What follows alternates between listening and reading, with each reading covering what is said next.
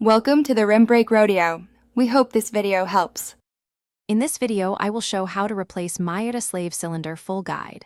Start by safely lifting the car, supporting it on jack stands, and disconnecting the negative battery terminal.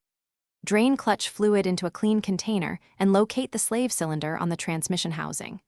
Remove the hydraulic line, unbolt the old slave, and inspect the pushrod and seals. Prepare the new slave with fresh fluid and bench bleed if required before installation. Gather all tools and parts before you start to keep the job efficient and safe.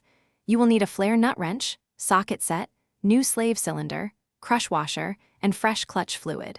Prepare a clear hose and container to see fluid and bubbles while bleeding.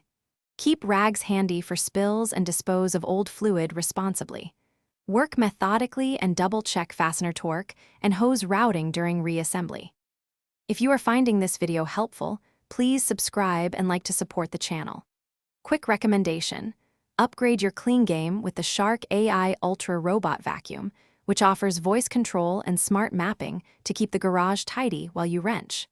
It's a handy companion for messy jobs and saves time sweeping up metal shavings. Check the description for the link and other deals. Now let's get back to the video. Begin by opening the bleeder to relieve pressure and then disconnect the hydraulic line with a flare nut wrench. Remove mounting bolts and extract the old slave cylinder, noting pushrod orientation and seal condition. Install the new slave, hand thread bolts then torque to specification, and reattach the hydraulic line with a new crush washer. Refill the reservoir, bleed the system until no air appears, and verify pedal feel and leak-free connections. Thanks for watching. Consider subscribing if we helped you.